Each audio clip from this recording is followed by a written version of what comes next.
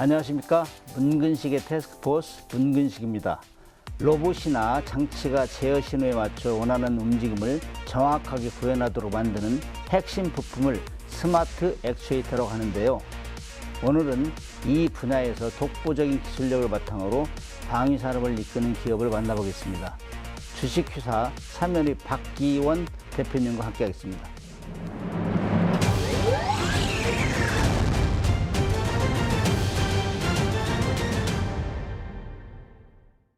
안녕하세요. 안녕하십니까. 먼저 시청자들의 자기소개 한번 간단히 해주실까요? 네, 안녕하십니까. 저는 창원의 사면이라는 강소기업에 근무하고 있고 현재 거기서 사면을 이끌고 있는 박기원 대표입니다. 반갑습니다.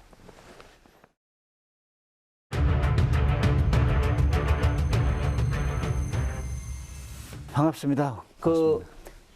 사면이라고 하는 회사 명을 볼 때 제가 통상 보면은 뭐 사면 액추에이터 하면은 사면 액추에이터 만드는 회사구나 이렇게 이해하는데 그냥 사면이라고만 돼 있어요. 네. 사면이라는 뜻이 뭐죠?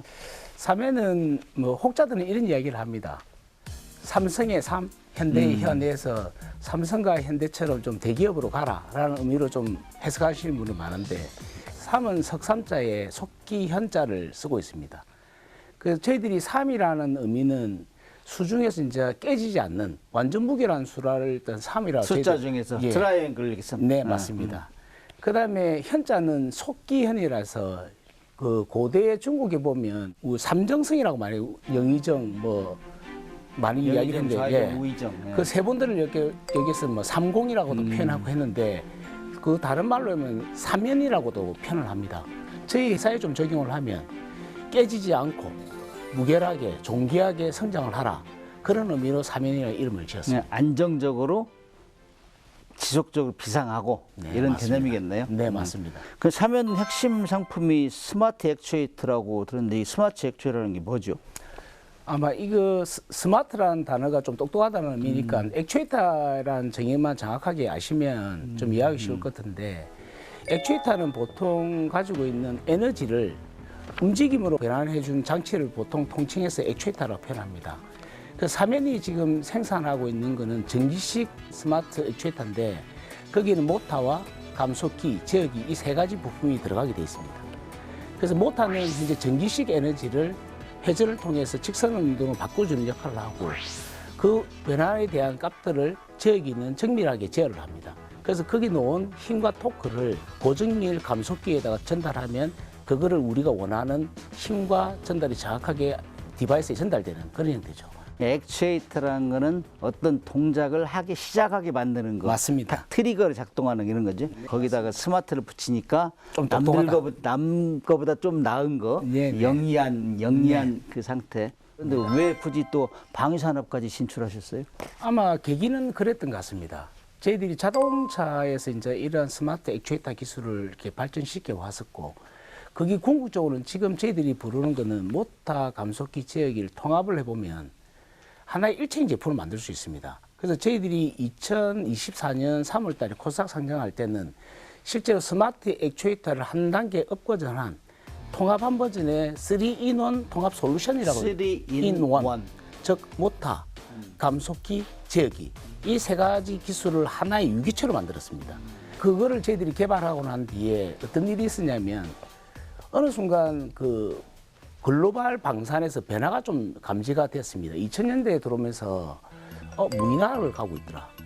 또는 그 전동화를 요청하더라. 지능화를 요청하더라. 이 세 가지 꼭지가 계속적으로 나타나고 있었습니다. 그렇죠.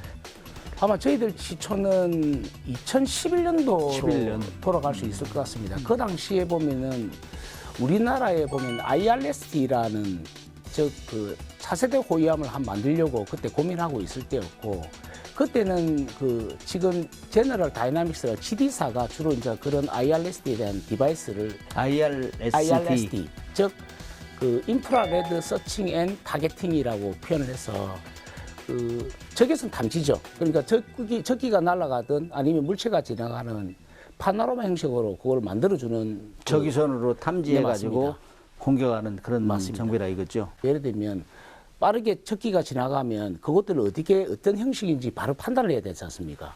그래서 예를 들면 기존에 GD사가 공급하고 있었던 거는 적기가 나는 6대 스텝을 찍습니다. 파노라마 행사를 하면 그거를 500ms에 500ms라면 굉장히 빨리 1초도 안 되는 시간이지 않습니까?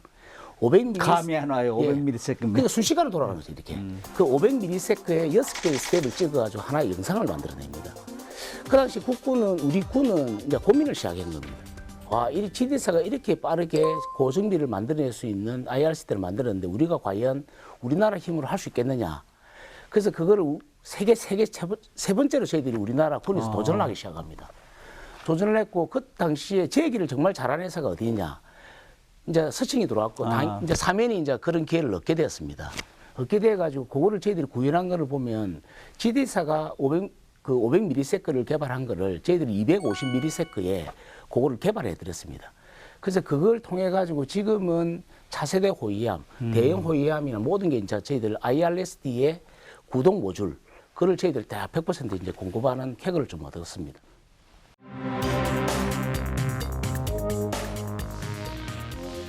지금까지 방산 제품들을 이제 기여를 했을 건데 네네. 사면이 기여한 대표적인 방산 제품들이 뭐가 있죠?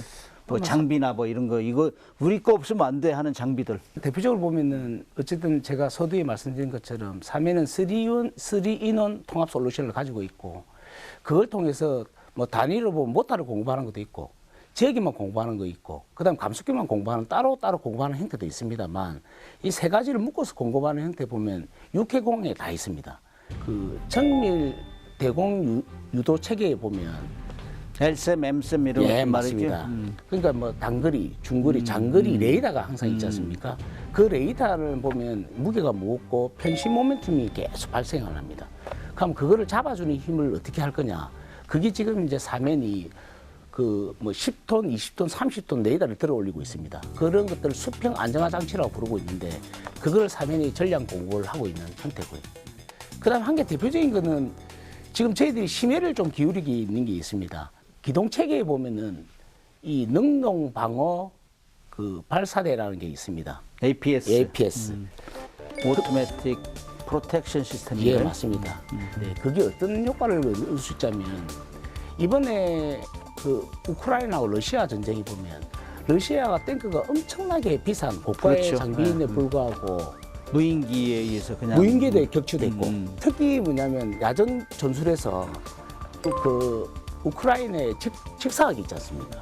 그러니까 대전차 휴대용 대공무기, 예, 휴대용 맞습니다. 대전차 미사일 예, 이런 거 맞습니다. 있죠. 예. 보통 유도탄이 날라오면은 전차는 다 막아냅니다. 체풀을 뿌리든 어쨌든 회피 기동에서 막아버리는데 이렇게 직사각이 그러니까 유도되지 않는 직사각이는 보면 무조건 쏘면은 그 날라가 깨지지 않을 때가 무조건 날아갑니다. 근데 그거를 지금 막아주는 장비가 APS라고 합니다. 예. 그게 이제 150ms 안에 날아오는 포탄을 인식하고 바로 깨버립니다. 이제 그런 개발을 지금 하고 있기 때문에 아마 러시아가 그 장비가 없었기 때문에 그런 그 기가 사단, 한 개 사단이 그냥 직사각에 다 전멸해 버리지 않습니까? 이제 그런 것들을 해결하기 위해서 아마 우리나라도 APS라는 이 시스템을 개발하고 그게 아마 개발되면 기동 시스템 전체에 아마 거기 파급되지 않겠느냐.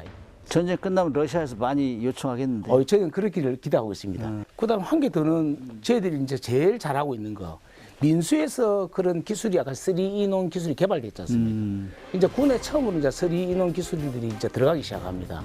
그래서 최근에 문제 무인 체계에 저희들이 3인원 시스템들이 장착돼 가지고 들어가니까 어떤 효과가 있냐면 정말 무게, 원가, 그다음에 체적이 한 30% 줄어버립니다. 군이 넣을 수 있는 공간들이 너무 넓어진다는 그런 것들을 넣고 있고 이거 외에도 이제 무인 잠수정, 그다음 수상정, 그다음 무인기의 추진 시스템들을 저희들 다 하고 있습니다. 그런 개발들을 하고 나면 아마 다가오는 첨단 그 국방 미래에는 아마 저희들이 전동화라든지 무인화 이런 솔루션에서는 저희들이 주도할 수 있는 섹터가 아니겠냐 이런 생각을 하고 있습니다. 3-in-1 솔루션은 서면의 주무기네, 주무기. 맞습니다. 여기에 안 들어가면은 앞으로 무기 만드는 지장이 많겠네요. 그렇다고 봐야 돼요. 최근에 방산기술연구소 설립했다면서요. 네네. 기술연구소에는 앞으로 뭐 지금까지 한 것도 거의 개발했겠지만은 네. 어떤 방향으로 어떤 것들을 연구하겠다 이런 포부 기술연구를 통해서 그런 거는 뭐예요? 제가 기술연구소를 작년도 설립을 시켰습니다. 가장 큰 이유는 보면 저희들 사면에는 기존 모빌리티 연구소가 있습니다. 근데 모빌리티 연구소는 주로 민수를 담당하고 있지. 그러다 보니까 민수는 개발을 하면은 짧게는 1년, 길게는 뭐 3년 안에 끝나버리는데 이 방산을 자꾸 시간을 하다 보니 아무리 빨라도 3년, 길면은 7년 이상의 기내호흡이 필요하다. 방사능으로 5년에서 10년이에요. 함정 같은 건 10년 넘는다고. 그러니까 저희들이 말하는 호흡을 보면 짧은 호흡이고 우리가 정말 방산에서 승부를 걸려면 연구소만큼은 분리되고 거기 특성화를 줘야 되겠다라는 걸 하나 정의를 했었고요. 두 번째는 우리 방산이 지금 가고 있는 방향은 옛날처럼 전동화도 중요하고 무인화도 중요한데 점점 첨단에 대한 개념이 점점 얽혀지고 있습니다. 우리 근처에 있는 주적으로 정의되어 있는 북한만 하더라도 옛날 드론을 뭐 띄우지도 못했는데 드론을 띄우고 우리를 공격을 해오고 있고 그렇죠. 장사정포의 고도화 뭐 이런 것들이 점점 변화가 되지 않습니까? 그래서 그런 고도에 따라서 우리 분명히 변화를 줘야 될 겁니다. 그래서 사면이 과연 그렇게만 머물고 있으면 점점 발전이라는 건 못쓸 거고 우리 체계 기업에 도움을 주기도 힘들다 이렇게 판단을 했습니다. 그래서 기술연구소를 수립하면서 AI, 로봇, 자율주행 이런 것들은 결국은 이 단위 부품 기업에서 그걸 연구를 해줘야지만 거기에 나온 시너지가 체계 기업한테 영향을 그렇죠. 줄 거나 판단해서 연구소를 설립해서 과감하게 설립을 해서 현재는 그 20명으로 시작했다가 지금 이제 50명까지 이렇게 인력을 계속 뽑고 있습니다. 뭐 해외에서 본 소식 이런 거 있습니까? 좋은 소식이? 최근에 저희들이 아마 저희들 경쟁사를 좀 해줄 모르겠는데 해외에 보면 콜모겐사라고 모타 전문 회사가 있습니다. 옛날에 잠수함 잔망경도 했어요. 예, 지금 보면 우리나라에 좀 중량이 좀 큰 모타들은 콜모겐의 한 개당 요 정도 되는데 1,300만 원씩, 1,400만 원씩 이렇게 한 개를 도입을 해 쓰고 있습니다. 그래서 저희들 모타를 만드는 입장에서 보면 야 이게 정말 이 맞는 이야기인 거냐. 아마 저희들은 반값에도 만들 수 있는 그 정도인데 이게 너무 우리가 이때 동안 수량이 너무 작다 보니 국가에서는 그거를 이제 좀 등한시했던 것 같다. 그래서 사면은 최근에 이제 이런 전략을 고민을 하고 있습니다. 우리 그 체계 기업들이 점점 덩치가 커지고 있고 그런 수요 수량이 점점 커지고 있으면 사면이 그러면 모타를 전문으로 하는 회사 중에 한 개인데 그런 것들을 국산화를 시켜줘야 되는 거 아니냐. 그래서 최근에 저희들이 한 10억 정도를 투자를 해가지고 그 국산화 작업을 지금 들어가고 있습니다. 다른 기업 아마 손을 못 대고 너무 작다. 이건 왜 해야 되는지 하지만 그거를 저희들이 미루면 안 될 것 같습니다. 왜 미루면 안 되냐면 한 기를 도입하는데 세상에 14개월씩 그 1년을 달라는 경우도 있고 가격은 가격대로 부르고 이거는 안 맞지 않습니까? 혹시 우리나라 국가에서 예를 들면 큰 유사 단계가 생기면 정말 이거는 우리가 부품이 없어가지고 못하는 그런 형태가 생길 수 있겠다 판단해서 사면에서는 이번에 과감한 투자를 좀 해갖고 돈은 아마 안 남을 겁니다. 10억이라는 거는 작은 돈이 아닙니다. 방산에 하면 몇십 년을 해야지만 그렇죠. 그건 10억 경영진의 필요해요. 의지에 달려 있는 거고. 네. 그래서 그거는 저희들이 이번에는 투자를 해서 우리 국가 안보에 어느 정도는 좀 메꿔주자라고 일단 저희들이 이번 내부는 결정을 했고요. 그래서 그거를 이제 개발이 끝나고 나면 저희들 국내에 있는 수량보다는 해외 수량이 훨씬 클 겁니다. 그래서 그거를 이제 전시회에 들고 가서 그런 것들을 이제 수출을 좀 진행하기 위한 방향 결정을 이번에 좀 했습니다. 그래서 그런 것들이 아마 사면이 나가는 방향이고 어쨌든 저희들이 작은 기업이면 국가 안보의 어느 분야가 좀 빠지는 것들은 저희들이 조금 돈이 들더라도 그거를 커버해 드리려고 노력하는 거고 그걸 통해서 향후는 수출까지 가는 전략으로 계속 끌고 나가자 합니다.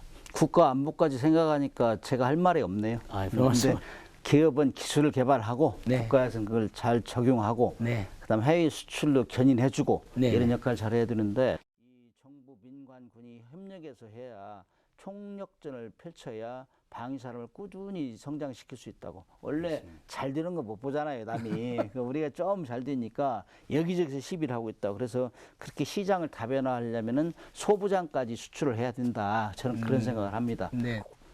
국가를 위한 정신도 굉장히 투철하시고 오늘 잘 오셨습니다. 감사합니다. 다음에 이제 수출을 터지면은 네. 소부장 쪽에 수출이 터지면 그때 한번 또 한번 모시겠습니다. 네. 좀 좋은 기술이나 네, 네. 또 신기술이 나오면 그때 한번 불러주시면 네. 또 소개해 주신 자료만 주시면 감사하겠습니다. 예, 감사합니다. 감사합니다, 교수님.